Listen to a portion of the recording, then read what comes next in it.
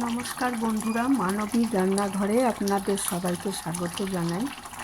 আমার আজকের recipe pomfret কারি। Pomfret মাছ অনেক রকমভাবেই করা যায়, কিন্তু সাধারণত এইভাবেই বাড়িতে করি। এর জন্য আমি নিয়ে নিয়েছি 6টা পমফ্রেট মাছ। প্রথমে মাছগুলোকে ভালো করে ধুয়ে নুন হলুদ মাখিয়ে নিতে হবে। নুন হলুদ মাখিয়ে 6-7 মিনিট রেখে দেবো।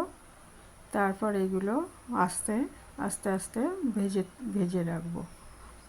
আর ওইদিকে আমি 2টো আলুও কেটে নিয়ে ধুয়ে রেখেছি। আর এবার কড়াইতে, একটা ননস্টিক কড়াইতে তেল গরম করে নিয়েছি।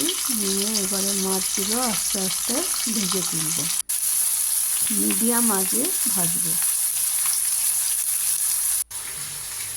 এটা 4টে ভাজা হয়ে গেছে, বাকিগুলো ভেজে নেব। আর ওই কেটে রেখেছিলাম আলুগুলো, এগুলো এবারে এই তেলটা দিয়ে নুন হলুদ দিয়ে ভেজে নিচ্ছি।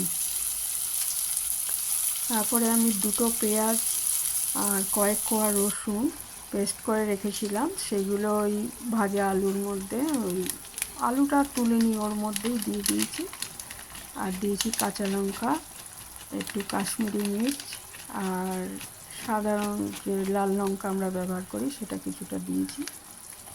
দিয়ে মশলাগুলো ভালো করে ভেজে নেব।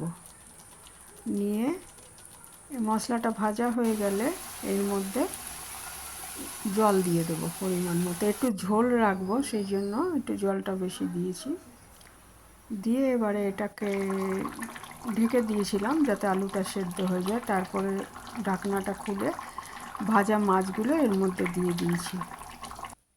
তৈরি হতে খুব একটা বেশি সময় লাগে না আমাদের পমফ্রেট কারি।